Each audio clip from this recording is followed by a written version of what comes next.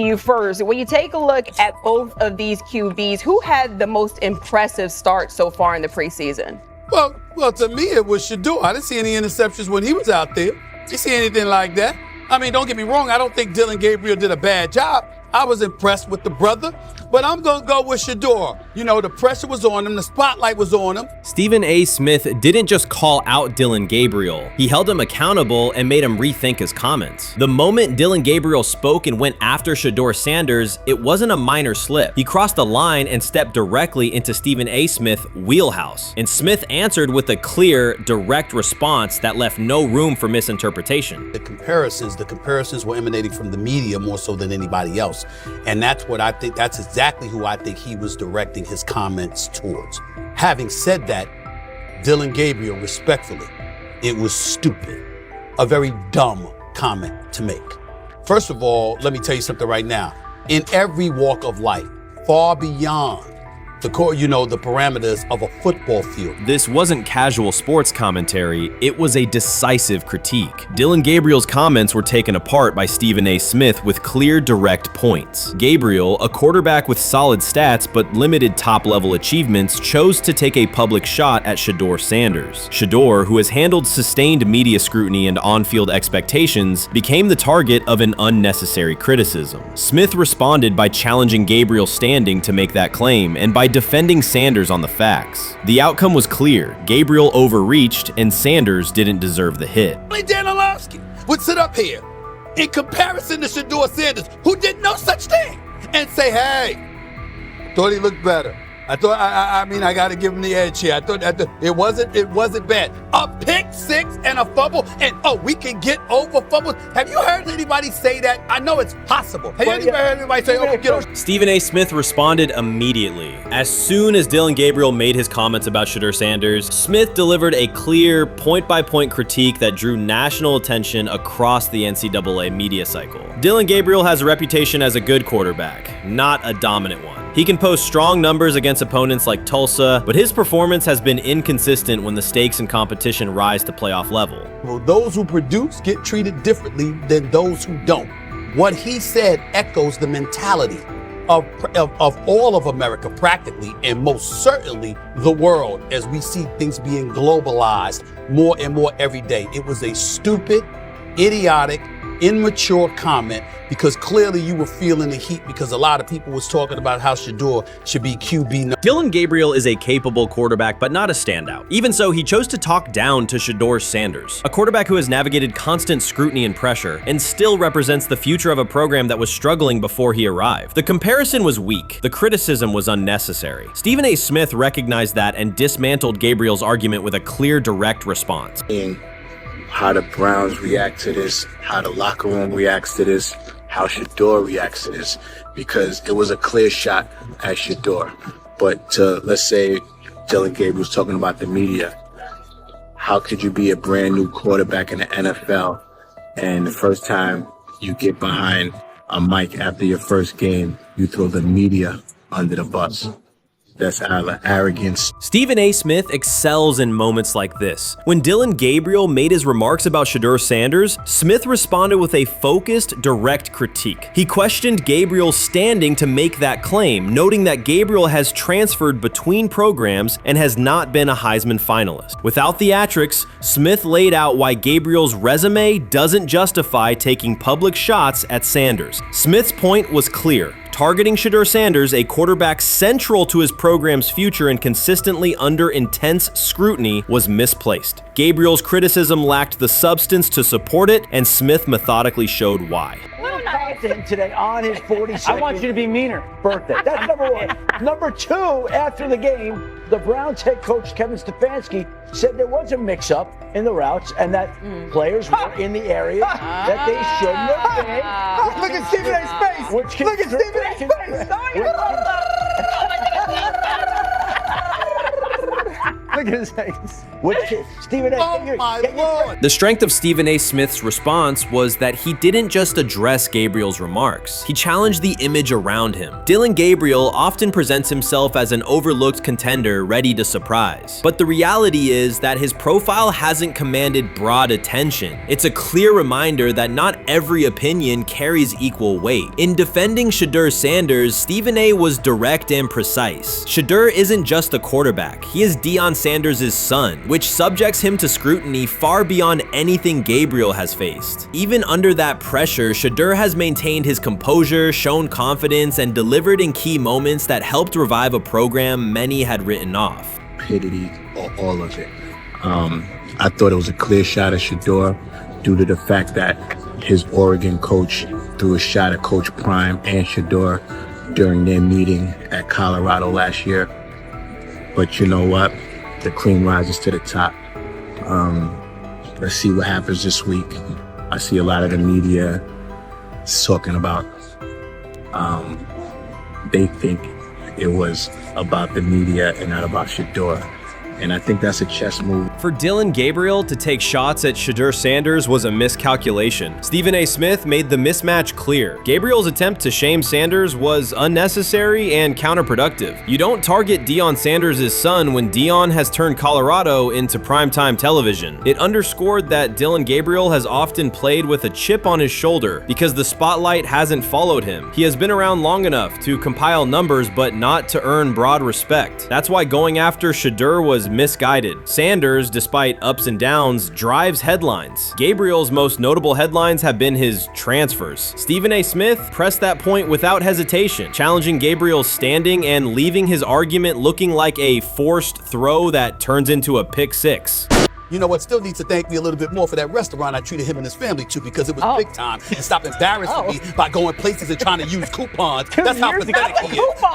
The point is that yeah, a pick six and a fumble is usually considered a bad day. Stephen A. Smith didn't need to raise his voice to make the point. He presented Dillon Gabriel as a player whose talk outpaces his resume and defended SHEDEUR Sanders with clear comparisons. That's why he called Gabriel out so directly. The comparison wasn't just unfair, it was forced. Now look at Gabriel's record. The numbers are solid and he can win against average defenses, but the resume lacks defining markers. There's no sustained Heisman contention, no late season surge that reshaped the national picture, and no postseason moment that cements a legacy. The track record reflects steady production, not top-tier impact. That's the gap Smith underscored. Gabriel's criticism of SHEDEUR Sanders wasn't supported by what he has accomplished, while Sanders continues to carry a program under constant scrutiny. Let's see some of them step up and make some plays out there. Ain't no way. Gabriel Ain't no way. He not built like that. No way.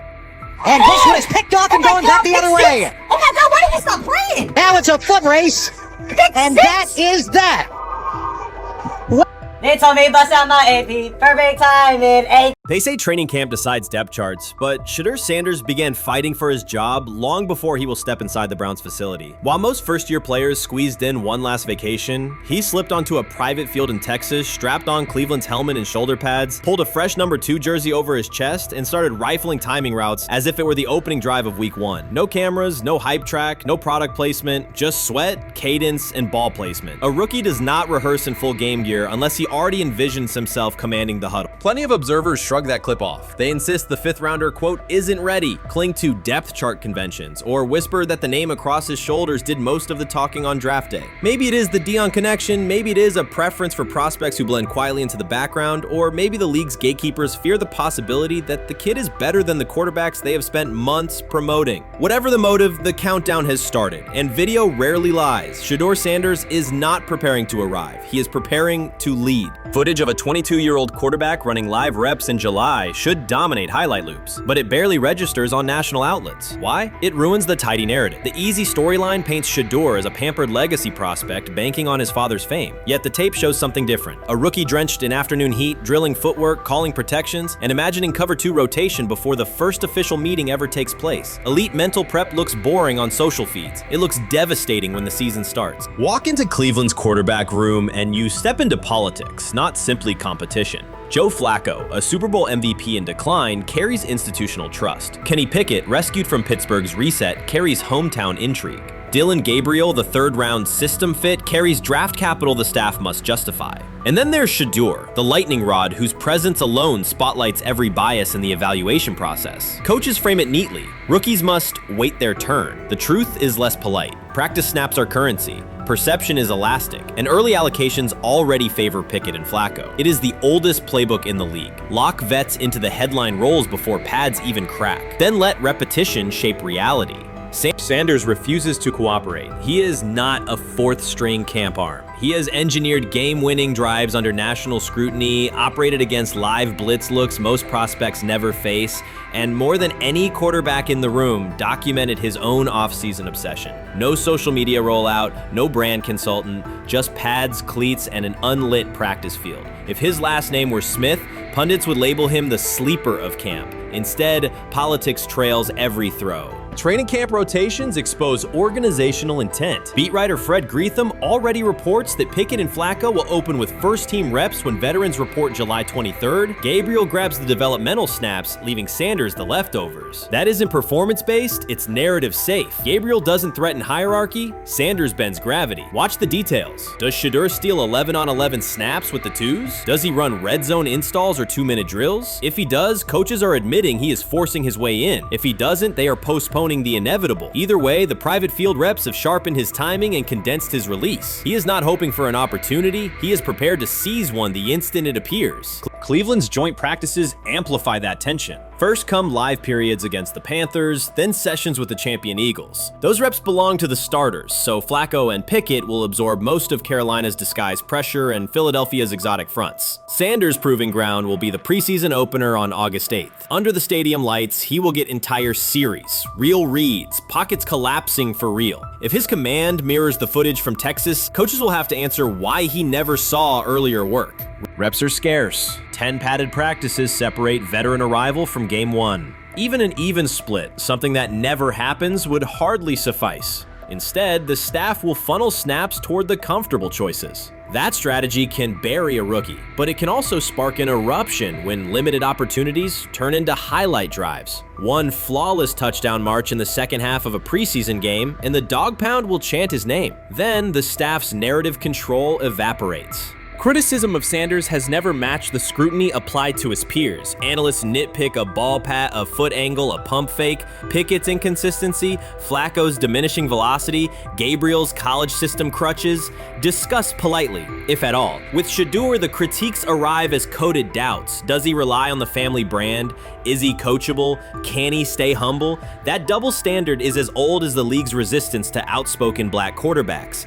Add Deion's unapologetic persona, and each Sanders rep becomes a referendum on establishment comfort levels. SHEDEUR answers not with rebuttals, but with work. Work captured in silent footage more deafening than any debate show monologue.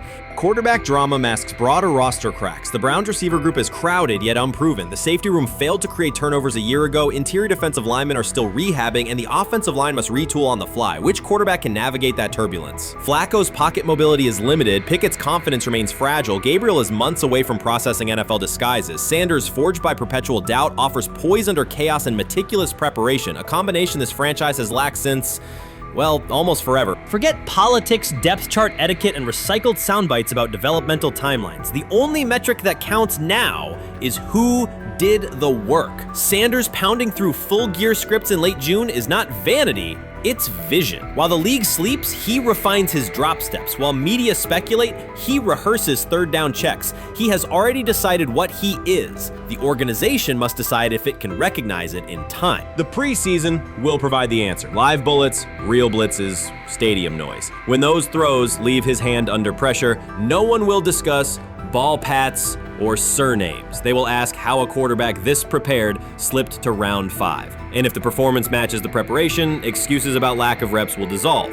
It will be production against perception, and SHEDEUR Sanders has been producing where no one could see. Ready is the wrong word. He has been ready. We've got news.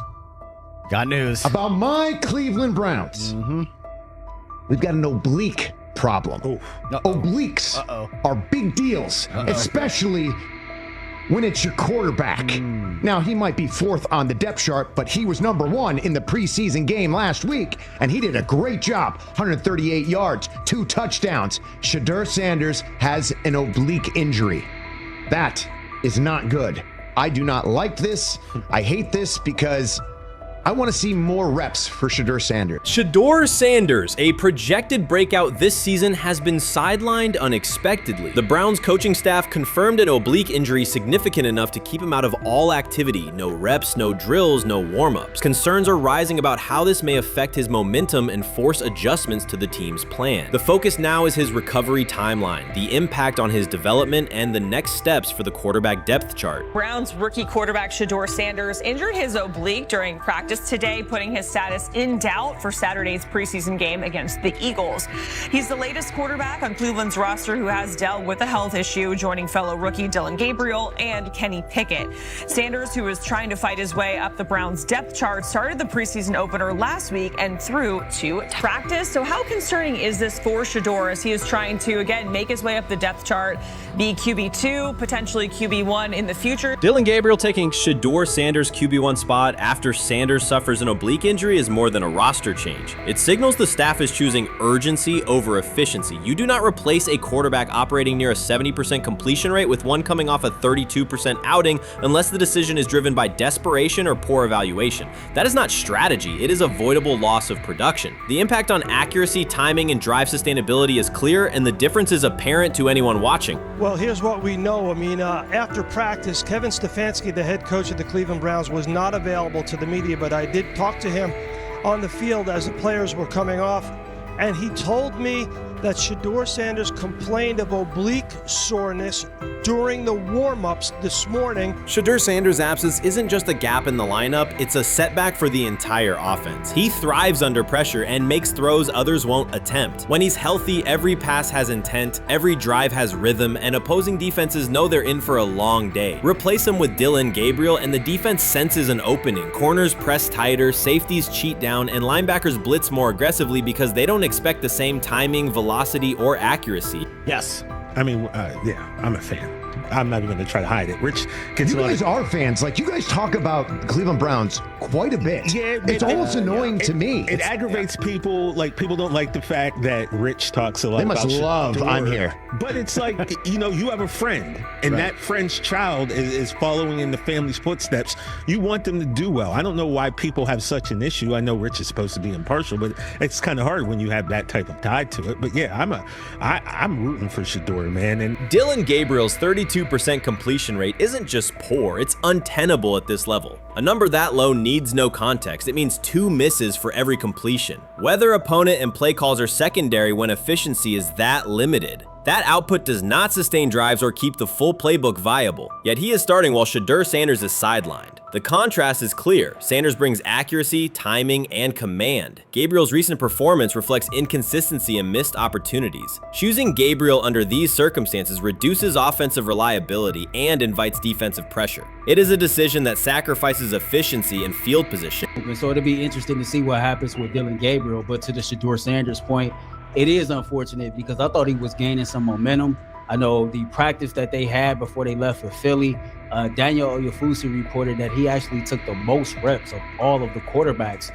And that was the first time that had happened. It was the first time that he had went ahead of Dillon Gabriel, practicing with the twos, etc. So, like, coming off that stout performance against the Carolina Panthers, he was gaining momentum. If this were a clean evaluation, there would be no debate. SHEDEUR Sanders is the clear choice. He's accurate, composed, and consistent with a track record of high-level production. Dillon Gabriel remains a question mark, and not the kind that stresses defense. He's the kind that makes coaches consider leaning on the run to limit risk and protect field position. The reality is that injuries create openings for players who haven't earned them. Gabriel has stepped into QB1 while Sanders is out, but that reflects circumstance, not superiority. We don't know the severity of this oblique injury and whether it will even keep him out of Saturday's game against the Eagles.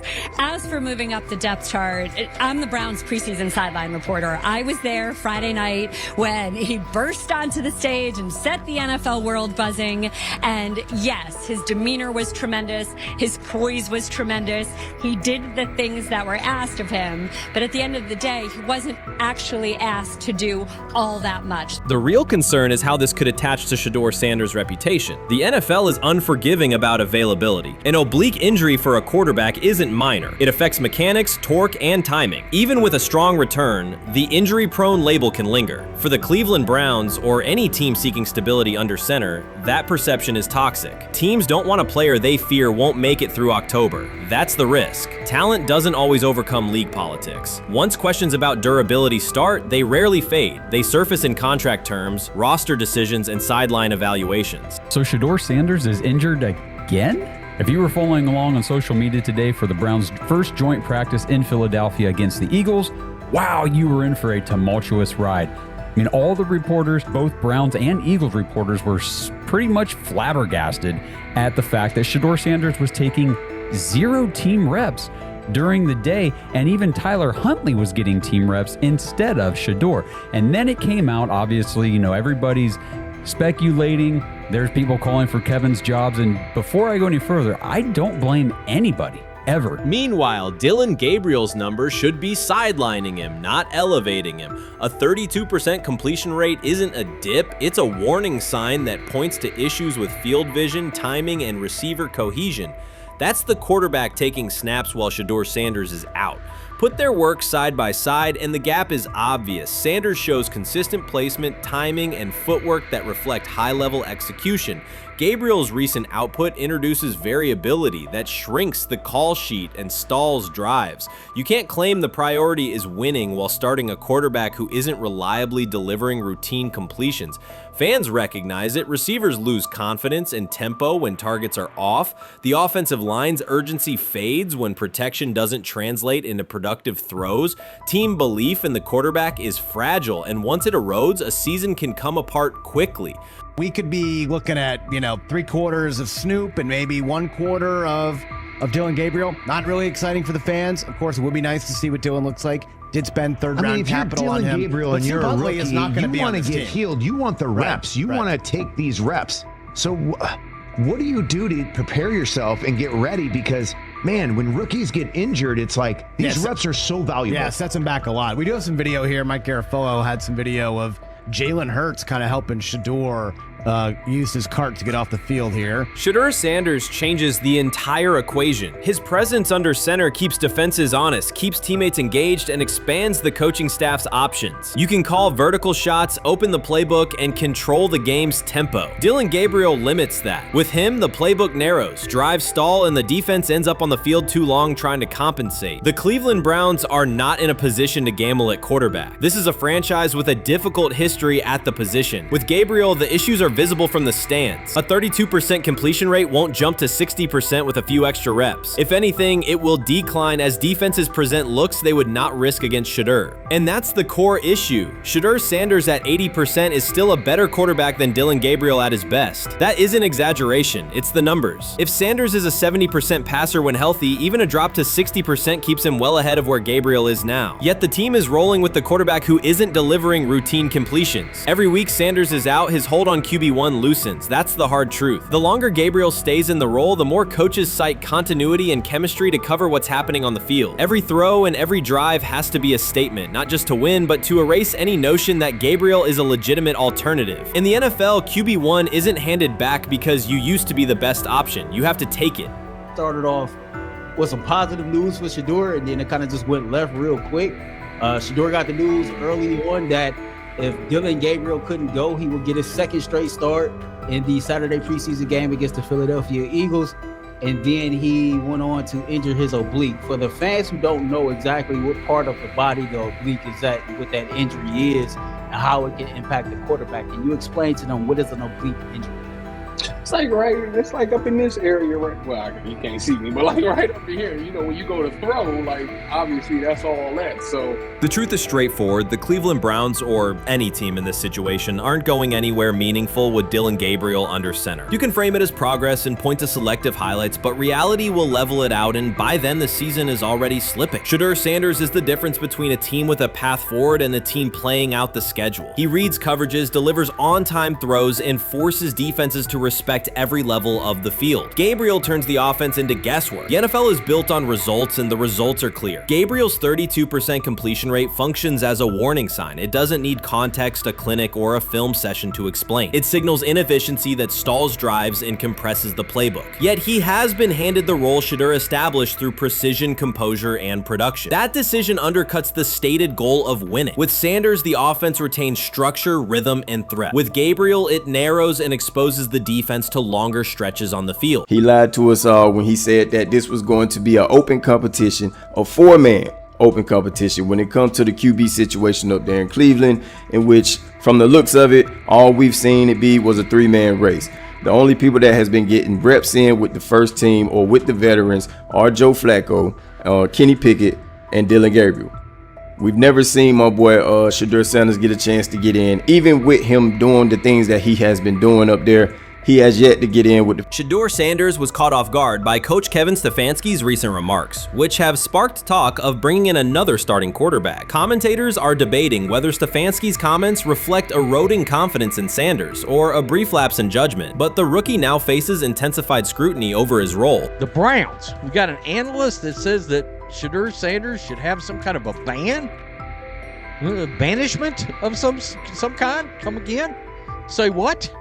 For what? And we've got, this would be more troubling. If I'm a Browns fan, and this is where we're going to start, potential dissension in the ranks of the front office and the coach. And over what? Quarterback. When a program's headline quarterback suddenly becomes the subject of sideline murmurs and quiet searches for replacements, the situation is unmistakable. It's a breach of trust. SHEDEUR Sanders, the passer who put Colorado back in national conversations with his production and profile, has just received a clear message that his job security is in question. Coach Kevin, the assistant previously considered to be in Sanders' corner, made remarks that ignited speculation about changing quarterbacks. Fans, analysts, and even Deion Sanders are now reassessing the team's unity and its true plan for the position. The comment was no accident. It was a deliberate signal that the staff may soon elevate a backup. For perspective, SHEDEUR Sanders did not step into ideal conditions last season. He was sacked so often that Colorado could have dedicated a locker to every opposing edge rusher who reached him. Could I possibly go to bat for Kevin Stefanski as a great head coach? No, I couldn't. Could you go at bat against him, saying he's a horrible head coach? No, I can't. I think that's why we fall in the middle. I think that's why in a lot of these discussions, and that's why a lot of the rankings, you see him right now in that 15 to 20 range, somewhere in that middle pack of NFL head coaches. I've said earlier, Kevin Stefanski has already been given more head coaches than any coach I've ever seen in Cleveland.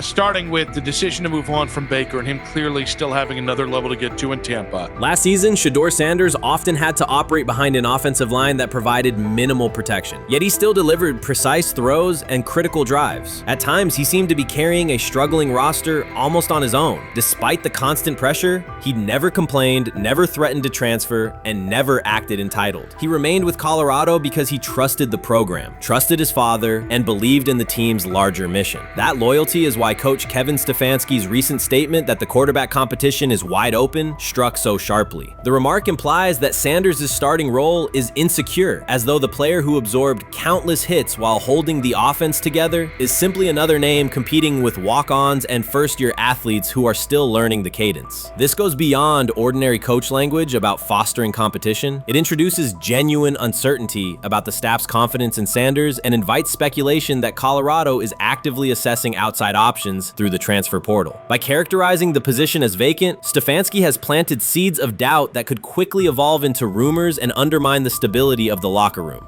I'm sorry, but when it comes to quarterback, I'm gonna defer to my head coach, generally speaking, especially one with Stefanski's track record and how he's viewed across the league. So this is interesting because it tells you Kevin Stefanski's not a SHEDEUR Sanders guy. And it also tells us who made these picks. Exactly. The Cleveland Browns made a rather awkward decision in the NFL draft, opting to take quarterback Dillon Gabriel in the 3rd round, well before he was expected to fly off the board. Then 2 rounds later, the Browns took fellow quarterback SHEDEUR Sanders. So what exactly is going on? Discussion has begun about whether Colorado is actively evaluating another quarterback and preparing for life after SHEDEUR Sanders. Analysts are debating whether Coach Kevin's move is calculated strategy or a misstep that jeopardizes team stability. Sanders remains a top NFL prospect, Deion Sanders' son, and the program's public face. His highlights dominate social media and his jerseys outsell the team's victories, yet he is once again being asked to reaffirm his position. The issue is more than routine roster management. It intersects with the family dynamics that shape the program. By portraying the quarterback job as open, Coach Kevin signals to both SHEDEUR and Deion that the staff is willing to move on despite Sanders' stature. For SHEDEUR, sitting through film sessions while hearing talk of potential replacements adds an unwelcome layer of uncertainty to an otherwise proven resume. The decision may reflect a desire for a quarterback with a different profile, perhaps someone more mobile and system-oriented, rather than a dismissal of Sanders' accomplishments. The rumors have ended. The decision is public. Cleveland Browns owner Jimmy Haslam has informed every level of the organization that unless an unforeseen injury intervenes, SHEDEUR Sanders will start at quarterback in Week 1. The announcement is not an informal suggestion or a quiet push in the background. It is a direct order. Multiple independent reports amplified most visibly by Colin Cowherd, confirmed that Haslam delivered the directive himself. From the owner's viewpoint, the logic is simple. No one else on the roster offers the same combination of talent, leadership, and long-term upside. Joe Flacco is approaching the twilight of his career. Kenny Pickett has shown flashes but remains inconsistent. Dillon Gabriel, taken in the 3rd round, is a developmental project. By contrast, Haslam believes Sanders can alter the franchise's trajectory immediately, and he refuses to allow internal hesitation to stall that possibility. The standoff traces back to April. General manager Andrew Berry and head coach Kevin Stefanski entered the draft wanting a low-profile prospect who would fit quietly into the existing depth chart. They prioritized scheme familiarity, modest public attention, and a clear developmental timeline. When the board lined up, they reached for Gabriel in round 3, reasoning that an early investment would justify keeping a rookie on ice behind the veterans. But Sanders continued to slide, first through day 2, then deep into round 5. Haslam watched the names come off the board, convinced the league's bias against Deion Sanders' outspoken son was obscuring legitimate first-round talent. When Cleveland's 5th-round pick arrived and Sanders was still available, Haslam intervened. He did more than approve the choice, he overrode the original plan, making it clear that the organization would select Sanders and give him every chance to compete. From that moment on, the Browns' internal narrative splintered into 2 camps, those ready to accelerate around their owner's vision and those still trying to protect their original approach. Once rookie minicamp began, Sanders erased much of the speculation. He commanded huddles, processed coverages quickly, and delivered throws with anticipation that belied his draft slot. Teammates noted his willingness to accept blame for missed timing, then correct the error without dramatics. While Flacco and Pickett split most first-team reps, Sanders treated limited opportunities as full-speed auditions. During organized team activities, he identified blitz looks, redirected protections, and consistently found his second read when the primary route was covered. More than one defensive veteran told local reporters that Sanders looks like the best arm in the building. That assessment forced Berry and Stefanski to reevaluate their timetable. They could no longer label Sanders a long-term project without contradicting on-field evidence. Drafting Gabriel 2 rounds earlier had provided the staff an excuse to slow roll Sanders' ascent. Coaches could point to investment cost, meeting room familiarity, and installation comfort to justify Gabriel's snap share. Yet each practice rep in which Sanders outperformed the 3rd rounder weakened that shield. Behind closed doors, position coaches began requesting more Sanders film for cut-ups, and offensive assistants quietly shifted meeting questions toward concepts the rookie already executed well. By mid-June, Berry himself started describing Sanders not as a developmental asset, but as a competitive option. Those subtle linguistic changes signal the front office's recognition that the narrative had moved beyond their control. Haslam's history with quarterbacks is well documented. His pushes for Johnny Manziel, Baker Mayfield, and Deshaun Watson were high-visibility swings, each driven in part by a desire to generate excitement as well as wins. Critics highlight those choices to question his evaluation track record, yet Haslam perceives Sanders differently. Where Manziel carried off-field concerns, Sanders brings a reputation for professionalism. Where Mayfield's leadership style divided veterans, Sanders' approach has united receivers. receivers and linemen. Where Watson's trade involved unprecedented controversy, Sanders arrived at minimal draft cost. Haslam sees a rare chance to capture star potential without mortgaging the future, and he is unwilling to cede that upside to cautious pacing. Cleveland's supporters, weary of revolving door quarterbacks, have rallied around Sanders with unexpected speed. Sales of customized Sanders #2 jerseys surged within days of rookie minicamp. Training camp ticket requests spiked once local media circulated videos of Sanders making NFL-caliber anticipation throws during 7-on-7 periods. The mood in Northeast Ohio has changed from tentative hope to active belief. Longtime season ticket holders who once shrugged at preseason storylines now debate Sanders' footwork at neighborhood barbecues. Social media engagement for Brown's content has climbed, driven by highlight compilations of the rookie threading seam passes between linebackers and safeties. All of this places Kevin Stefanski in a fragile position. If he opens week 1 with a veteran starter and the offense sputters, criticism will be swift. Each stalled drive will be interpreted as evidence that he ignored the owner's edict and the fan base's intuition. Conversely, if he names Sanders the starter solely under pressure, any early struggles could be framed as proof that Sanders was rushed, further exposing Stefanski to blame. The only sustainable solution is conviction. Either stand behind a veteran with clear strategic reasoning or embrace Sanders fully and structure the offense around his strengths. Splitting the difference, rotating series, delaying first-team reps, or using vague competition language will satisfy no one and likely jeopardize locker room clarity. Sanders' personal approach has reinforced Haslam's confidence. Instead of taking post-draft downtime,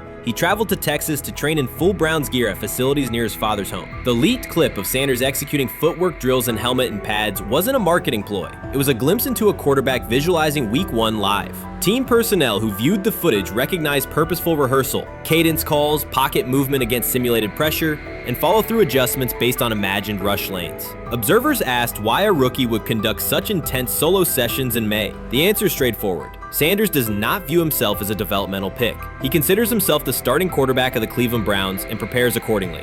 On pure ability, Sanders' arm strength ranks with the league average for starters. His accuracy to the intermediate middle, an area where the Browns' current scheme generates high leverage completions, has drawn consistent praise from receivers. The primary areas still under review are blitz recognition and live bullets and timing on deep outbreaking routes versus press coverage. Those developmental checkpoints are significant, yet daily practice reps show acceleration. In contrast, Flacco's mobility limits the boot action game that Stefanski installed to help Mayfield early in his tenure. Pickett can extend plays, but struggles to attack tight windows between linebackers and safeties, an essential requirement in Cleveland schematics. Gabriel remains an unknown at NFL speed. Thus, the competitive landscape favors Sanders sooner than the coaching staff originally planned. The franchise now stands at an inflection point. Haslam's mandate, the locker room's growing support, and the fan base's enthusiasm all tilt towards Sanders. The front office's earlier strategy, anchored in patience and quiet development,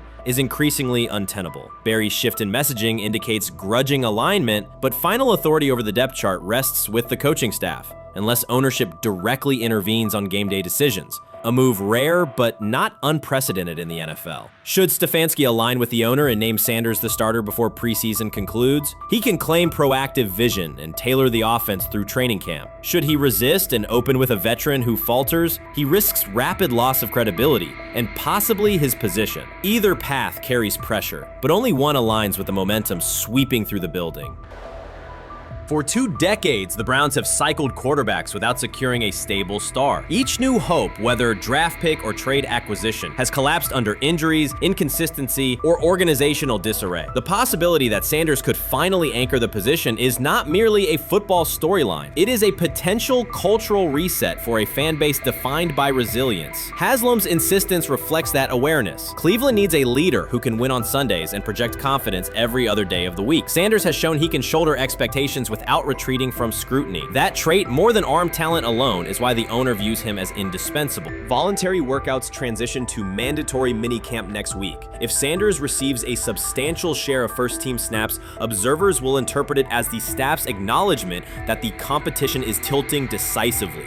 A public declaration may not follow immediately, but every rep allocation is a signal. If, however, the staff continues funneling most top unit snaps to Flacco or Pickett, tension will escalate. Local media will question the evaluation process. National analysts will debate the merits of letting a rookie learn through live action versus controlled practice. Inside the facility, players will recognize any disconnect between performance and opportunity, and unity could fray. The Browns have reached a decisive moment. SHEDEUR Sanders has demonstrated the skill, poise, and work ethic to justify starting in Week 1. Jimmy Haslam has publicly positioned him as the future, and by implication the present of the franchise. Kevin Stefanski and Andrew Berry must either endorse that vision or brace for the consequences of delaying it. For Cleveland fans, the significance is clear. A legitimate chance to exit the cycle of quarterback uncertainty and rally behind a signal caller capable of commanding the field and galvanizing the city. Whether that opportunity is seized promptly or postponed will define the Browns' 2025 season and likely the tenure of the decision makers involved. SHEDEUR Sanders did not treat day 4 of Browns training camp as anything other than work. He completed 8 of 11 passes with 3 touchdowns, operating with control and accuracy throughout the red zone periods. The throws were varied, a well-placed ball to rookie Luke Floria that led him across the goal line in stride, a firm throw to Cade McDonald over middle after a quick read, and a tight window completion to Deontay Johnson at the back of the end zone with 2 defenders closing. The sequence showed timing, poise, and placement under pressure. While national attention centered on Joe Flacco's underneath completions and Kenny Pickett's option and rollout periods, Sanders produced scoring plays on schedule. The performance was not the product of broken coverages or end-of-period reps. It came within structured work, with defenders in position and the offense executing standard progressions. The accuracy rate, 8 completions on 11 attempts, reflected consistent mechanics and decisions. The operation was steady from huddle to snap to finish. Despite that session, the distribution of first-team snaps did not change. Camp logs indicated that Pickett and Dillon Gabriel continued rotating with the starters, while Sanders remained primarily with the second unit. With the first preseason game approaching, that choice drew more attention from observers who expected productive days to be followed by expanded opportunities. The question surfaced again: what additional evidence is required to evaluate Sanders with the top group? The 3 touchdowns illustrated different aspects of his profile. On the throw to Floria, Sanders used a measured trajectory to lead the receiver away from contact and into the end zone. On the ball to Johnson, he identified leverage, held the safety with his shoulders, and delivered to a precise spot at the back line. On the throw to McDonald, he eliminated the first read, reset, and drove the ball into the window before the hook defender could squeeze it. Each score reflected a particular tool: anticipation, manipulation, and velocity within standard timing.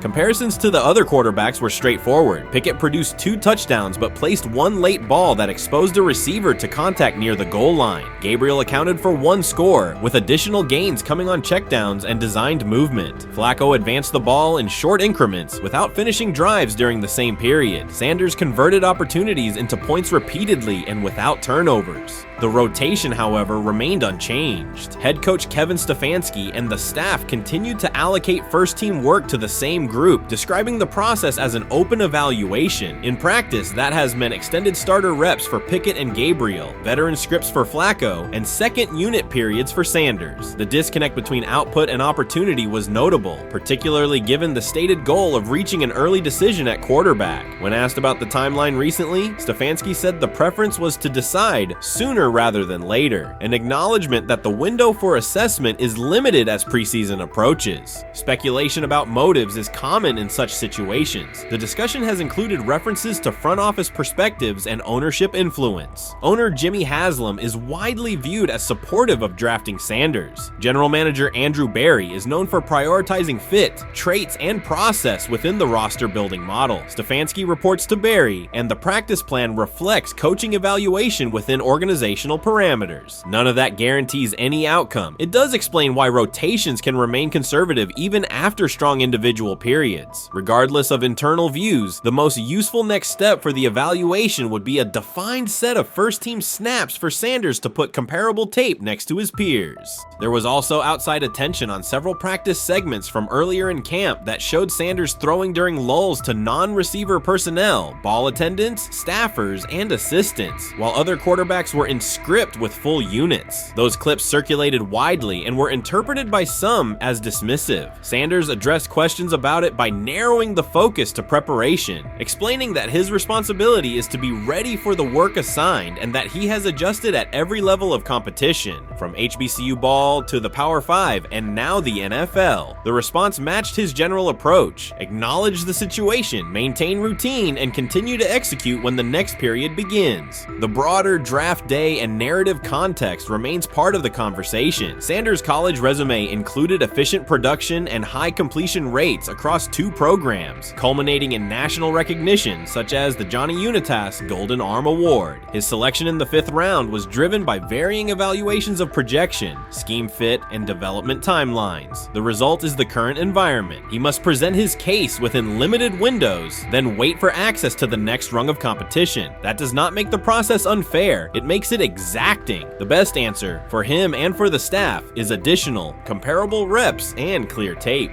Fan reaction after day 4 was direct. Social accounts and comment threads filled with assessments that centered on performance rather than reputation. Sanders produced 3 touchdowns, avoided negative plays, and showed command in the red zone. Supporters pointed to that tape and asked for opportunities with the starters to verify whether the same rhythm carries over with the top receivers and linemen. The message was not about headlines. It was about the logic of evaluation in a compressed calendar. From an operational standpoint, Sanders' day reflected consistent fundamentals. His base was disciplined, his eyes matched his feet, and his timing aligned with route depths. On the Johnson score, he used a subtle shoulder turn to hold the safety before resetting and throwing to the back line. On the McDonald throw, the ball was out on the second hitch, arriving before the defenders could converge. On the Floria play, the arc and placement minimized the hit risk and maximized the run-through. Those are portable traits. They translate across units if the timing with receivers is established through reps. The staff's balancing act is real. They must prepare the presumed week 1 starter with sufficient continuity while also giving developmental players enough exposure to judge ceiling and floor. That tension is present in every camp. The cleanest path through it is to carve out defined first-team sequences for each competitor and evaluate the tape against comparable defenses and situations: high red zone, low red zone, 3rd and medium, and 2-minute. Sanders' performance on day 4 strengthened the case for such an allocation. Context matters off the field as well. Earlier in the offseason, 2 speeding citations, 91 miles per hour in Brunswick and 101 miles per hour in Strongsville, prompted public comment from Barry, who emphasized standards and safety. Sanders accepted responsibility, stated that he learned from the incidents and moved on. In camp, he has kept the focus on football tasks, install retention, cadence management, protection IDs, and post-practice review. He has also continued to build rapport across position groups, including veteran receivers and defensive backs, so that timing and expectations are clear when reps arrive.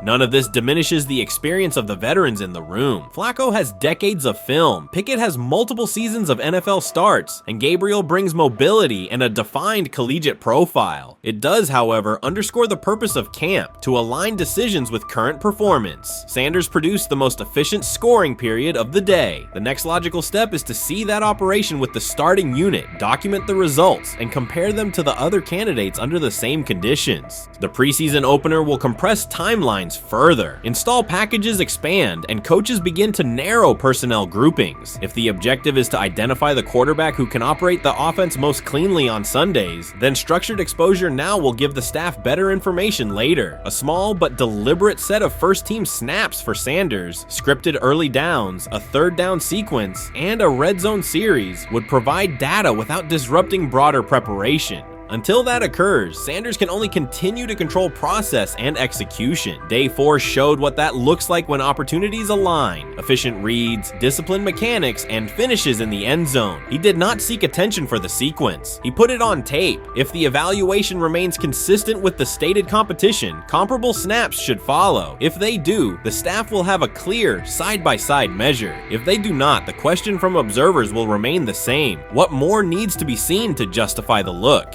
For now, the record from day 4 is clear. 8 completions on 11 attempts, 3 touchdowns, no turnovers, red zone precision, consistent control at the line and in the pocket. Those are tangible outputs. They merit a defined opportunity with the starters as the team moves toward preseason and the decision that follows. Whether or not that opportunity arrives immediately, Sanders has shown the preparation and execution necessary to be evaluated on equal footing. The next step is a matter of allocation, not speculation. This is exactly what he says. I'm told the footage of SHEDEUR Sanders meeting with the Giants is so bad that both the Browns and the Sanders family have threatened legal action if it is published. The New York Giants have released audio from their draft interview with SHEDEUR Sanders, and the disclosure has drawn intense public reaction. Fans want to know whether Sanders made critical remarks and why the Giants shared material that should have remained confidential. The situation revolves around an open microphone, contentious comments, and the broader implications of the leak. The New York Giants published a brief, edited segment from their interview with SHEDEUR Sanders and withheld the remaining footage. Observers are debating whether this was a strategic public relations decision or an attempt to discredit him. The team has offered no additional explanation, and many fans view the limited release as inadequate and potentially misleading. They are demanding full transparency and accusing the organization of orchestrating a negative narrative. While criticism of Sanders is vocal, his supporters are responding with equal intensity. There was another team that he sat down with. What do you mean it didn't go well after that? So, he was pissed that they did that to him. They did that to him. He counter-confronted the them. same thing they do to every other quarterback prospect. They did that to him. They slide in a mistake to see if you catch it. Right. And so because you're the quarterback. But he didn't take it as a correction. He took it as like he got pissed off. Yeah, and it's like so here's another one. So another one was, he throws a bad interception, and it was a deep throw early in the game, and he comes back and they go in the meeting, they show the interception. The Giants have released only a brief excerpt of the interview and are refusing to share the rest. Their decision has drawn criticism across TikTok, X, and Facebook, where many see it as a poorly handled public relations move. Fans are calling for the full recording to be published so the situation can be judged in its entirety. The GM is on film that the son, they asked the son last draft, yo, who you think I should pick? His son yo, you need to get the Jaden Daniels, big. This is what his son, it's on tape. You should go Jaden Daniels. He laughing at his son. And all right, cool, get Jaden Daniels. I don't even know how that tape got out. I wouldn't have let the get out. SHEDEUR Sanders appears unfazed by the situation. Although the Giants suggested he was more hype than substance, their handling of the interview has instead elevated his visibility. Analysts across major sports outlets are now discussing him more than before, keeping his name prominent in the news cycle. New York Giants, where these tapes at? You hear me? Because if SHEDEUR Sanders was so unprofessional, y'all would have leaked the tapes for the whole world could see, right? Cause understand, it's a lot of he say, she say. But one thing I do know, as a young black man growing up in this world, being straightforward and not sugarcoat anything. The Giants' PR team appears to reject Sanders' family connection outright, a decision many view as unprofessional and lacking nuance. Internal discussions seem to have dismissed quarterbacks with prominent relatives as poor fits for the organization, revealing limited awareness of public perception. The response was swift. A single edited clip ignited widespread debate on social media, with fans asking why essential segments were held back and what the team might be hiding. Critics argue that if the full interview contains nothing damaging, the club should release it in its entirety. Online discussion intensified immediately and continues to gain momentum. What they do during the film and the combine and the meetings is teams will install mistakes intentionally planted in the install, and they want you to catch them. SHEDEUR didn't, and when a coach called him out, once again, it didn't sit well. It's like, bro, there's not many teams needing quarterbacks, especially since Pittsburgh appears to have a deal with Aaron Rodgers and Tennessee's getting Kale Moore. The Giants' decision to withhold the full interview has produced an unintended result. Instead of diminishing interest in SHEDEUR Sanders, it has intensified it. Media outlets and analysts are now examining every on-field rep, press comment, and public appearance as evidence of how he conducts himself under scrutiny. Each throw, adjustment, and answer is tracked and evaluated against league standards, reinforcing the view that he remains composed and professional. Many fans contend that the organization has misrepresented Sanders and suggest the issue may stem from the Giants' view of his father, Deion Sanders. They see the partial release as an attempt to raise doubts about his character by association. That perception has only made his profile more compelling. The discussion has shifted from whether he deserves a high draft position to how effectively he withstands sustained pressure. Sanders is now regarded not just as a talented prospect, but as a symbol of resilience, central to debates about transparency and organizational strategy. Even if the Giants eventually provide more context, the visibility they have created for him is unlikely to fade. The most fun yet the most difficult thing I cover and we cover all year long is not games. It's the NFL draft. Because I've said this many times, you get lied to for a month to 2 months up to it. And so often during the draft, and every few drafts, there's a guy that really falls, precipitously falls. This year it was SHEDEUR Sanders, it's been Aaron Rodgers, it's been Dan Marino. Every few years somebody falls a lot. And so, but those stories don't come out until like the fall. Criticism of SHEDEUR Sanders from within the Giants organization has become increasingly public. Team communications appear focused on casting him as an overhyped prospect, whose character should be questioned, a narrative that seems aimed at shaping opinion rather than assessing performance. Yet each selective release or negative remark has instead amplified attention on Sanders and elevated his reputation. Efforts to confine him to a narrow, unfavorable image continue to produce the opposite effect, reinforcing his position as an underdog who endures external pressure. The debate has shifted from football analysis to broader concerns about narrative control and transparency. Fans, reporters, and online communities are still urging the Giants to publish the full interview, arguing that only complete context can resolve speculation. The organization's refusal to comply has intensified scrutiny and led many observers to conclude that the team underestimated public reaction and now faces questions it could have avoided with full disclosure. The tapes, the New York Giants have the tape. They definitely have the tape. It's confirmation that they had the tape. SHEDEUR didn't do nothing. It's what they saying he did. I'm gonna tell you what these mixed reaction right here. So we already know about the New York Giants, but the Pittsburgh Steelers head coach Mike Tomlin reported admired Sanders' talent, but hesitated to draft him due to previous challenges with quarterbacks like Russell Wilson and Justin Fields, leading to more cautious approach. Las Vegas Raiders. Sanders met with Raiders at the NFL Scouting Combine and expressed enthusiasm about potentially joining the team. His familiarity with the West Coast offense and quick release was noted positive, though concerns about his ceiling. Hours after the Giants posted that short audio clip, the timeline never slowed. Comment threads filled with frame-by-frame breakdowns, lip-read attempts, and side-by-side comparisons of what was said versus what was left out.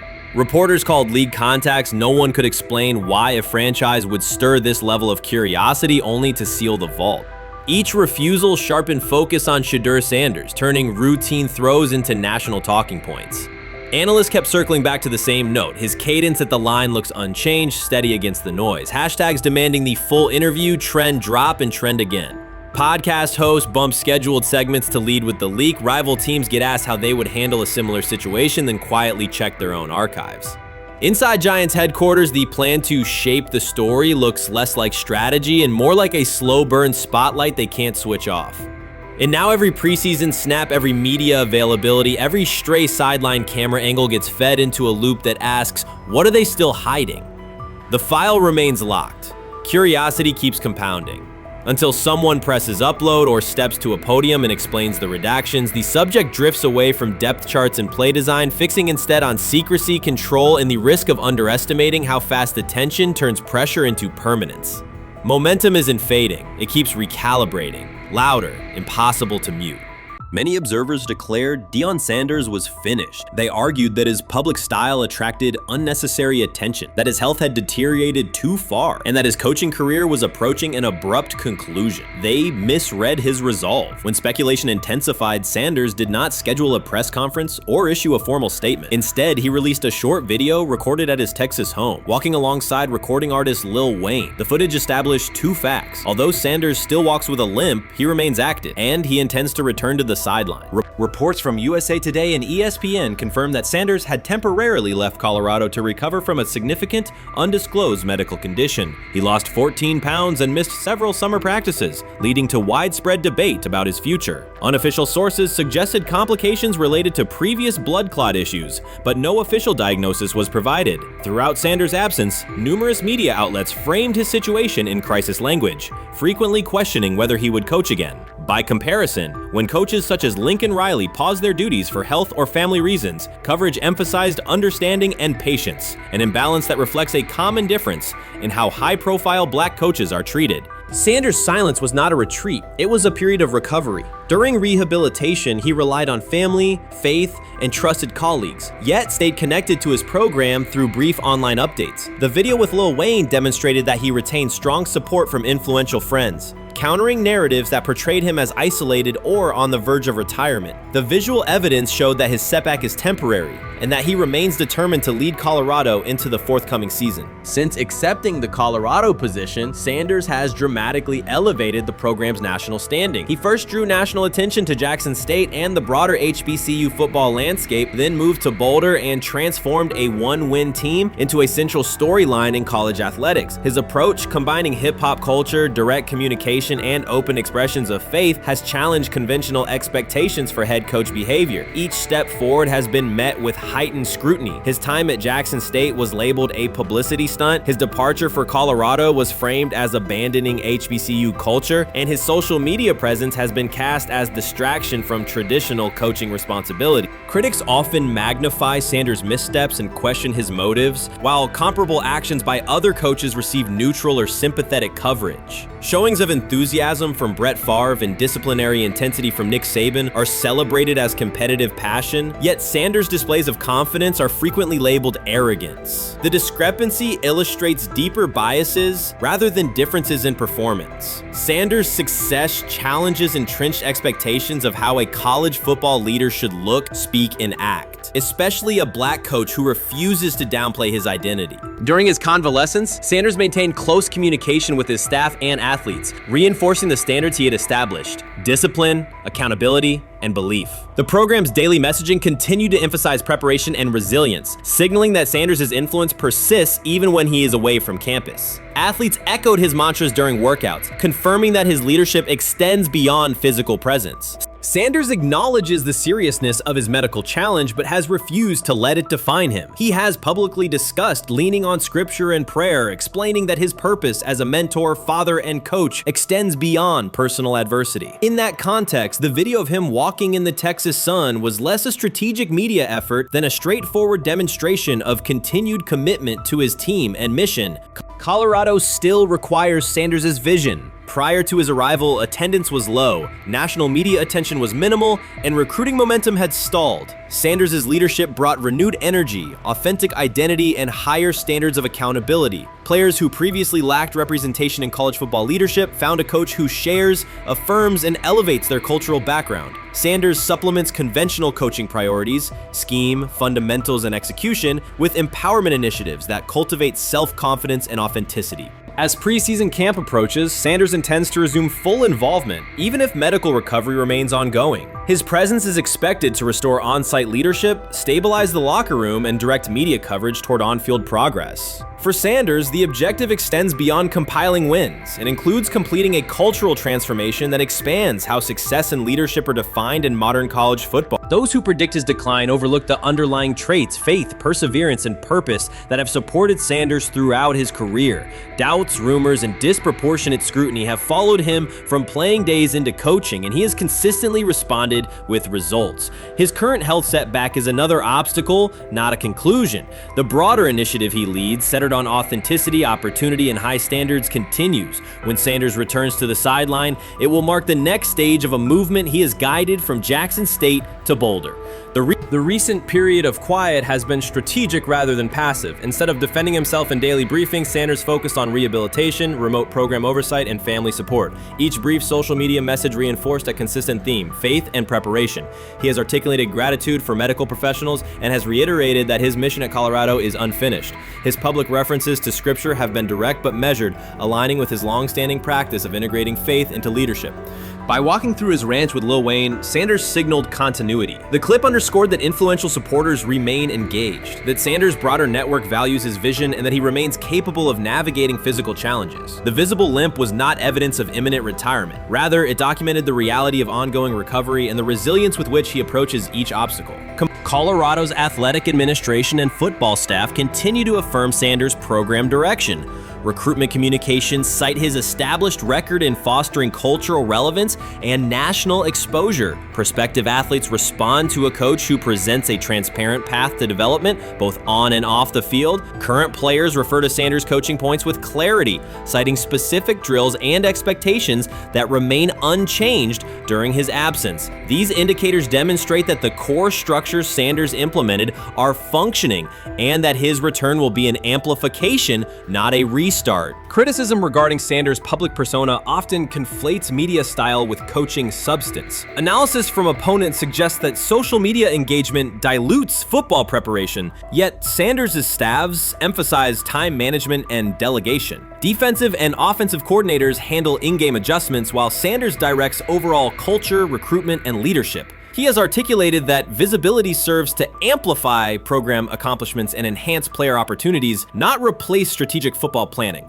Some commentary has attempted to reframe Sanders' health issue as evidence that his coaching model is unsustainable. The argument ignores the documented health challenges faced by numerous coaches across levels of competition. For example, college coaches recovering from heart procedures or joint replacements have returned to successful seasons after appropriate medical clearance. Sanders' case follows a comparable trajectory. Medical complications require temporary separation, structured rehabilitation is prioritized, and a managed return is planned. Institutional medical protocols at Colorado dictate clearance requirements. Sanders will meet those before resuming full sideline duties. Colorado's players have expressed public confidence in Sanders' eventual return, citing regular virtual check-ins and continued accountability. Several athletes noted that positional meetings included recorded messages from Sanders reinforcing tactical goals and personal discipline. These details confirm that Sanders has remained actively engaged, albeit remotely, and that team culture remains aligned with his principles. Looking ahead, Colorado's schedule will attract national attention, both for on-field competitiveness and the storyline of Sanders' comeback. Analysts will evaluate how quickly he reestablishes day-to-day rhythm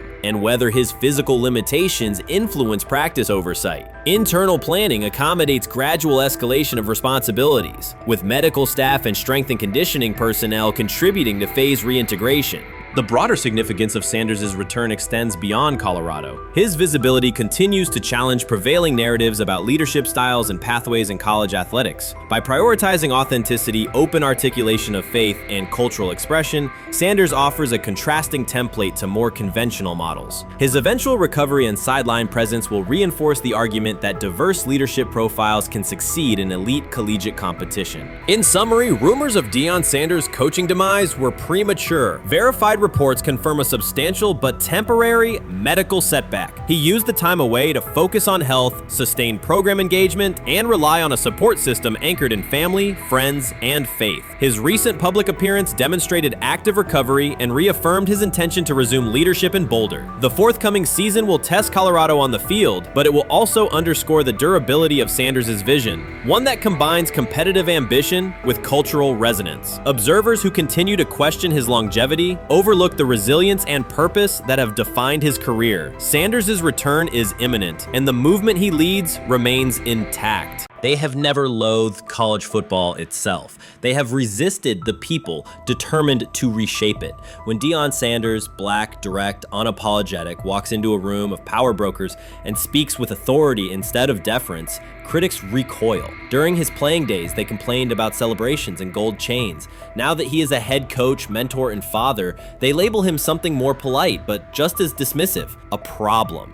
At Big 12 Media Days, Sanders addressed the accelerating chaos of the name, image, likeness market. He said college football needs a salary cap, not to hobble players, but to impose order on a system that showers unproven freshmen with seven-figure promises while the rest of a roster hunts for scraps. He called the situation unsustainable. Within hours, ESPN commentator Paul Feinbaum branded him a hypocrite, arguing that Sanders profited from NIL at Jackson State and now wants rules only because his most marketable athletes have moved on. The accusation spread quickly because it fit a comfortable comfortable storyline. Outspoken black coach gains from change, then protests when the advantage disappears. That framing ignores context. Sanders never criticized players earning money. At Jackson State, he urged corporate sponsors to partner with athletes who had been invisible to major brands for decades. What he wants now is stability, standardized guidelines, basic financial literacy, and roster balance that prevents locker rooms from fracturing over uneven payouts. When other coaches, Nick Saban, Dabo Swinney, Lane Kiffin, voiced similar concerns, they were praised for foresight. When Sanders spoke, the tone shifted to suspicion. The difference is not the message, it is the messenger. Feinbaum's response followed a familiar script. When black leaders question the structure of the sport, their motives are interrogated, their credibility attacked, and their competence doubted. He did not level the same charge at Jimbo Fisher when Fisher complained that NIL disturbed recruiting. He stayed silent when Kiffin lamented the transfer portal. But Sanders, who raised enrollment and television ratings at Jackson State, brought unprecedented attention to Colorado in one season and consistently mentors players beyond football, was called opportunistic. Feinbaum dismissed the cultural impact Sanders created, the exposure for historically black colleges, the draft picks developed, the infrastructure improved, reducing his work to a marketing stunt dependent on star sons SHEDEUR and Shiloh, or two-way standout Travis Hunt. Sanders did not retaliate. He returned to practice, media obligations, and recruiting. His confidence is rooted in faith and in the responsibility he feels toward young athletes whose lives will extend decades beyond their highlight clips. When he asks for NIL boundaries, he is thinking about freshmen handed large sums without guidance, families unprepared for sudden wealth, and programs that abandon kids once production stalls. He has watched that cycle from the inside. He wants protections, not restrictions. Critics predicted Colorado would fade once SHEDEUR and Hunter leave. Instead, Sanders signed blue-chip quarterback G.J. Lewis and a wave of transfers eager to join a program that values personal growth as much as on-field wins. Recruits see a coach who challenges the status quo, who places black culture at the program's center without apology, and who will remain visible when social media buzz cools. They recognize that Sanders does not chase attention, attention follows his results. Media outlets reduced the upcoming Buffalo season to a win total prop. 6 victories, give or take. Sanders is playing a longer game. He wants to show young athletes, especially black athletes, that they can lead authentically, speak with conviction, and refuse to shrink for access. Success measured only by the scoreboard misses the point. If Sanders builds men who graduate with financial literacy, self-confidence, and community awareness, he will consider the mission successful, even if Colorado finishes with 5 wins instead of 10. None of that registers with commentators invested in an older hierarchy. For them, leadership should remain predictable, reserved posture, muted tone, minimal cultural expression. Sanders contradicts that image. The possibility that his methods could spread to other coaches, to other programs, threatens a model that has kept decision-making and revenue streams concentrated for generations. So the debate is not about hypocrisy or payroll ceilings. It is about control of the narrative and who is deemed qualified to write it. Sanders refuses to surrender that authority. He knows order is necessary. He also knows whose voices have been ignored whenever real reform is discussed. By speaking plainly, he forces television panels, athletic directors, and conference commissioners to confront issues they would rather defer: financial education, equitable resource distribution, and consistent national standards. Whether Colorado exceeds betting lines this fall will not change the trajectory Sanders has already set. He made Boulder relevant, energized recruiting beyond traditional power corridors, and broadened college football's cultural reach. That influence will persist long after social media debates cool. If his call for NIL structure eventually becomes policy, as the NCAA and Congress now contemplate, Feinbaum's soundbite will fade, while Sanders' imprint endures. In the end, accusations of hypocrisy say more about the accuser than the coach. Sanders has remained consistent: empower athletes, hold adults accountable, and inject stability before unchecked money corrodes the locker room. The people who stand to lose clout in that environment prefer the chaos they can manipulate. Sanders prefers a system that nurtures the players who make the sport worth watching. His advocacy is rooted in experience, not self-interest, and his critics will have to decide whether to engage with that reality or keep shouting from the sidelines. So before your final year at Miami, there's a lot of conversations revolved around SHEDEUR Sanders. Obviously, I'm assuming you guys have a great relationship. Some of the clips you've seen and stuff like that. What is it like for you to have like this rivalry with SHEDEUR? I don't have a rivalry with him. That's my boy. So at the end of the day, this whole process, we thought me and him were going to be 1 and 2 the whole time. Whether he's 1, I'm 2, whether I'm 1, he's 2. And so that's just always been, our mindset. It didn't go that way. I thought he was one of the better quarterbacks in the draft as well, even throughout college. A lot of stuff out there on him ain't really, the truth, just because they spin it different ways. Like they spin stuff about me different ways. But I mean, when he gets his chance, become a starter, I know he's gonna make the most of it. And I'm ready to get back to work with him, after the season, talk some more stuff to him. Cam Ward directly challenged the uneven standards applied to SHEDEUR Sanders, calling them inconsistent and unfair. By insisting that performance, not politics, guide evaluation, he shifted the discussion from one player to a league-wide problem. Sanders' treatment now serves as a test of how the NFL supports and evaluates emerging quarterbacks. I feel a special relationship with him, especially me. First getting to know him 5 years ago when I started working with him. But it did surprise me because he's a good quarterback. He doesn't get a lot of credit that he deserves. Especially the plays that he made in Colorado. A lot of quarterbacks and coaches are making those plays. So when he gets this opportunity, I'm pretty sure having soon today, he'll make sure he'll make plays on the field. Cam Ward's public challenge to the treatment of SHEDEUR Sanders brought the issue into clear view. For months, discussion around Sanders has centered on his profile, major compensation, a prominent Nike deal, and the expectation to stabilize a struggling franchise. Rather than a standard evaluation of a top prospect, he has faced sustained skepticism from analysts, fans, and league voices. Ward's comments underscored that the standards being applied to Sanders diverge from those used with other rookies. By stating it directly, he did more than support another quarterback. He identified a broader problem in how the league responds to young players with significant visibility. The takeaway is direct. Assessments should reflect on-field performance and development, not external narratives. Generational talent. I'm gonna prove him right. I'm gonna prove him right, don't worry. Oh my gosh. An article came out today. I'm generational. So I guess it's article versus article. I like that you think that, man. But we all know the truth.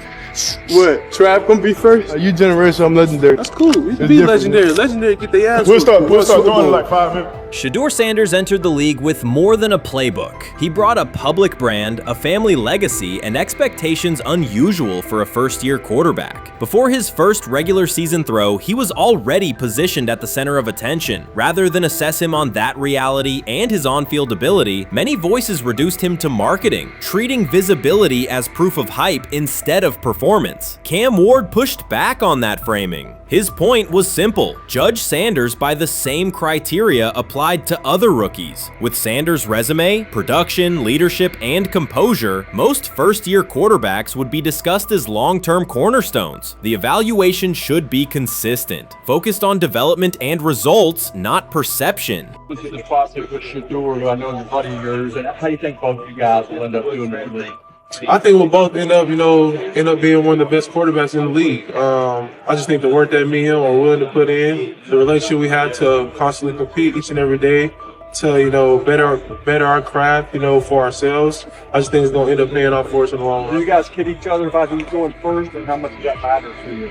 Yeah, we play around, we joke around with it. It really don't mean nothing. The draft pick will never mean anything. At the end of the day, you got to show whether you can prove each and every Sunday. You can't just do it 1 year. Disrespect shows up in two patterns. First, SHEDEUR Sanders is repeatedly framed through his father, Deion Sanders, as if lineage erases his own work. Discussion drifts to pedigree instead of what the film shows. Second, his visibility is treated with suspicion. His audience reach, partnerships, and ability to lift ratings are labeled hype rather than recognized as value. Instead of acknowledging that he drives demand and expands the stage for his team, critics call it an unfair edge. The result is a skewed evaluation. Star power is held against him while on-field production gets pushed aside. The standard should be consistent. Assess the tape and the development, not the last name or the attention it brings. Well, Ward were microfacts. Cam Ward's remarks went beyond defending SHEDEUR Sanders. They confronted how the league manages star power. The reality is simple. The NFL markets visibility, but resists it when a player doesn't follow the expected script. Rookies are supposed to be quiet, deferential, and grateful for limited leverage. Sanders arrived with leverage, brand reach, major endorsements, and confidence. And that presence was recast as entitlement. Instead of treating those factors as earned advantages, Sanders, much of the commentary used them to diminish him. Ward called out that contradiction. The same influence the league sells to audiences is criticized when a young player exercises it. His point is a standards problem, not a personality dispute. Evaluate Sanders on his preparation, leadership, and results. Don't penalize him for having a platform or for using the leverage that the modern NFL itself helps create.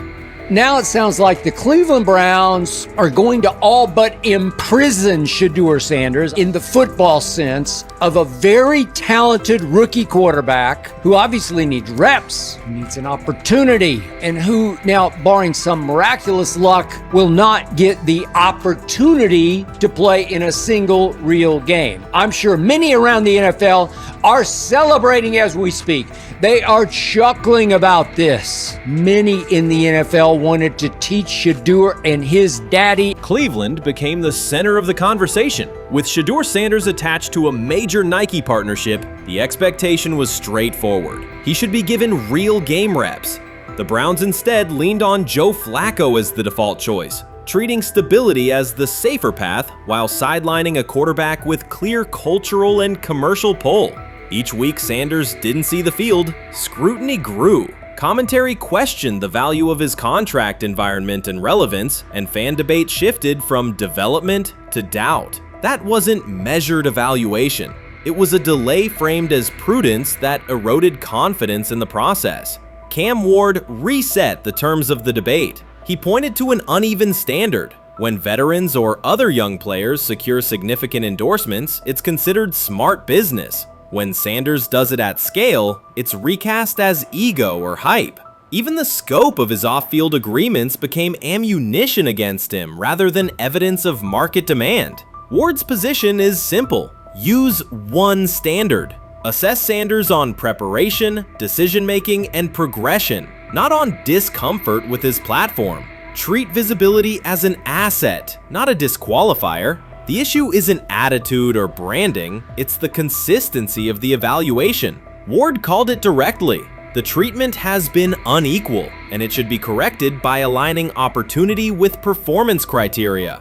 Fans need to recognize there's not a team in the league he'd start for. Not one. That's not ridiculous, that's not unfair, that's not a vast conspiracy. SHEDEUR Sanders fans are Angel Reese fans. They're just fair weather fans who don't really give a fuck about the sport. Most of them are just Dion fucking groupies that followed him when he went to fucking Colorado, just like Angel Reese's fans had never watched basketball prior to her playing at LSU, and they followed her to the WNBA and don't know shit about the sport. That's it. Now Dion fucking groupies are running around acting like, oh, this is payback to his dad. The timing is pivotal. SHEDEUR Sanders isn't trying to blend into the league's background. He's shaping the agenda. He drives debate segments, fuels short-form highlights, and moves merchandise at a pace most rookies never approach. By the metrics that define modern attention, he is the draw. Yet, a segment of observers continues to undercut him, not because of shortcomings on tape, but because of discomfort with how prominent he already is. Cam Ward put words to what many could see. Coverage around Sanders has been filtered through reaction to his visibility, rather than a clear read of his performance and growth. The market has already weighed in. Demand is real, not manufactured. Nike's record-level rookie endorsement aligned with that reality, signaling long-term value and cultural reach. This exposes a core contradiction. The NFL depends on star power to sell tickets, fill stadiums, and boost ratings, but it resists stars who set terms on their own. Visibility is celebrated until a player exercises it. The fix is straightforward. Apply one standard. Evaluate Sanders on preparation, decision-making, and results, and treat his platform as the asset it is. If the league benefits from his presence, its evaluation practices should reflect that same reality, consistently and without penalty for scale. SHEDEUR Sanders does not depend on league promotion. He established his platform before the NFL and continues to expand it on his own terms. That autonomy challenges the status quo. Cam Ward's support was more than a defense of a teammate. It was a warning that if the league holds to outdated expectations, it risks falling behind the very players who drive audience attention and revenue. Claims that Sanders lacks real popularity ignore measurable facts. A large, active following, consistent merchandise demand, and sustained coverage across major outlets. Doubts about his standing as a quarterback overlook his college production and growth indicators. The pattern is familiar. Efforts to minimize him increase his reach. Each skeptical headline widens the spotlight, and each dismissive take creates more engagement. You cannot reduce a player built for visibility by arguing he should be less visible. The practical outcome is the opposite. Scrutiny becomes signal. Sanders is not merely enduring criticism, he is turning it into momentum, converting attention into leverage on and off the field. You can't fire the owner because he can't fire himself. Yeah, someone's head's going to roll, unfortunately, in this situation, and it's probably Stefanski and Barry. I saw on The Athletic. I don't think that's fair, by the way. Stefanski, that part. I agree. I was saying the other day on my podcast that Barry should be fired, and I said I wouldn't fire Stefanski, but a couple of people made the point of saying, well, if you fire the GM, you got to give him a chance to hire his own coach, which is fair. That's true. So I would fire Barry. I would hire a new GM. If that GM thinks Kevin Stefanski's a good coach, wants to stick with him. The situation in Cleveland has escalated with the NFL. Sources indicate GM Andrew Barry is prepared to move on from head coach Kevin Stefanski if he refuses to elevate SHEDEUR Sanders. The Browns are weighing a major quarterback change. Leadership appears to be aligning behind Sanders and pushing for immediate action. This is a high-stakes decision about control and the team's direction. I think it's unfair for me to comment in I guess, maybe on behalf of the industry. All I can say is this, the time that we spent with SHEDEUR, and what he's done throughout his college career is impressive. He's an impressive young man. He's a really good quarterback. Sometimes, fit comes into play. And I'd also say this, there are 4 more rounds of the draft. And then maybe lastly, it's less about where you get picked and what you do after you get picked. That's really the most important thing. Getting to know him over the course of the spring, he has a ton of resolve. Andrew Barry appears to be at a breaking point. Pressure from fans and within the organization to play SHEDEUR Sanders is intensifying. Barry is pushing for a move towards Sanders, while head coach Kevin Stefanski remains cautious about altering the depth chart. The divide is clear. One side wants acceleration, the other a measured rollout. The organization is under heavy scrutiny, and the focus has shifted to when, not if, Sanders sees the field. Has the 4th highest odds of any head coach this season to be fired. He's clearly on the hot seat. It's been a discussion for really a couple years now, dating back to last season's 3-win season. And he's always had kind of hot and cold seasons. And now the sports books are saying he's 4th on the list. Number 1 is Mike McDaniel of the Miami Dolphins, Brian Dable of the Giants at 2, Shane Steichen at 3, and there is Kevin Stefanski plus 650 to be fired.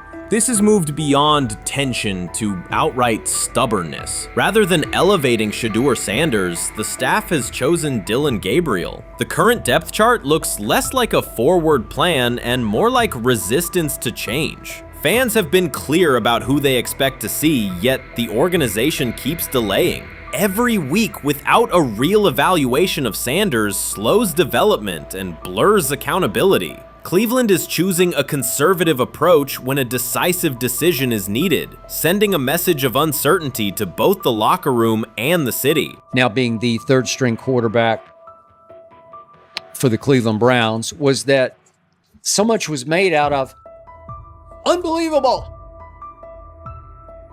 He actually made the team as the 3rd string quarterback. Like that was a big deal. Like that was somewhat of a surprise to a lot of people. He should have been the 1st pick in the draft. Kevin Stefanski appears to be doubling down to validate his approach. Despite sustained demand from Browns fans to see SHEDEUR Sanders reflected in chants, merchandise, and constant discussion, he continues to keep Dillon Gabriel in front on the depth chart. The decision functions as an assertion of control rather than a response to momentum. Even with clear signals from the fan base, Stefanski is staying with Gabriel and delaying a full evaluation of Sanders. It is a deliberate choice to maintain his plan and pacing, not to accelerate change. Cleveland is prioritizing continuity over recalibration, keeping any transition to Sanders on hold. But yeah, I mean, the Browns are in a tough spot. They have wasted. You traded a ton of high draft capital to get Deshaun Watson. You've gotten nothing out of Deshaun Watson and missed an opportunity. Like, who knows who they would have drafted? Now, maybe they would have screwed up those picks and the Browns would still be in bad shape. Andrew Berry is likely frustrated watching Dillon Gabriel default to conservative throws while the offense stalls. From a football perspective, this appears to be the hill Kevin Stefanski is choosing to stand on. Keeping Gabriel ahead of SHEDEUR Sanders has limited the unit's explosiveness and prevented a full evaluation of a higher ceiling option. Drives end quickly, field position flips, and momentum is lost while Sanders remains on the sideline. Fan patience is wearing thin. Each ineffective series intensifies criticism and shifts scrutiny toward the coaching staff's criteria for the depth chart. With every additional snap for Gabriel, the decision reads less like an open competition and more like rigid adherence to a plan that isn't producing results. The optics are clear. A dynamic quarterback sits while a cautious approach keeps the offense in neutral. If this continues, accountability questions will grow inside and outside the building. What performance benchmarks keep Gabriel ahead of Sanders? When will Sanders receive first-team reps in live situations to allow a fair comparison? The front office must decide whether to preserve continuity or pivot toward a timely assessment of Sanders. The longer the current approach stays in place, the more it signals stubbornness rather than adaptation, and the more pressure mounts to realign the plan with on-field output. I honestly see it happening if the Browns lose a bunch of games. Like if they get 5 wins or less, I see the report coming out now that Stefanski will be fired. I don't want it to happen. I want the Browns to be good, win a bunch of games. I think that they're going to be a team that is slept on and can at least get 7 wins, which is why if they don't, I see Stefanski getting all the blame for that, and there'll be a new coach in Cleveland. Because their players, to me, are there once again. We've talked about the incredible rookie class. The approach in Cleveland lacks consistency. One week, Andrew Berry signals he wants SHEDEUR Sanders on the field. The next, Dillon Gabriel gets the reps and the plan stays conservative. Through it all, Kevin Stefanski shows limited urgency despite pressure on his job security. Fans are asking for an offense that can push the ball, change field position, and produce points. Instead, the unit leans on short throws and cautious sequencing. Gabriel's play keeps the ceiling low and momentum static, while a full evaluation of Sanders is postponed. The result is growing frustration and a clear disconnect between the front office, coaching staff, and expectations in the stadium. The NFL tried to teach him and his father a lesson. You don't act like that. You don't talk like that before a draft. We'll show you how our game is played. We will watch you plummet all the way. I think he would have gone undrafted except for that owner in Cleveland.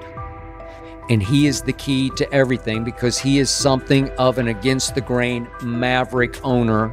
He's kind of a wannabe Jerry. Fan speculation is growing. Some believe Kevin Stefanski lacks confidence in SHEDEUR Sanders. Others think he's prioritizing Dillon Gabriel for reasons unrelated to performance. A more extreme view claims Stefanski is manipulating outcomes to secure a buyout. Whatever the motive, the risk is clear. This approach is straining his relationship with GM Andrew Berry and alienating the fan base. Pressure is rising, Berry's patience is running out, and supporters have shifted from requests to demands. If the current plan continues, calls for a change in quarterback and accountability will intensify.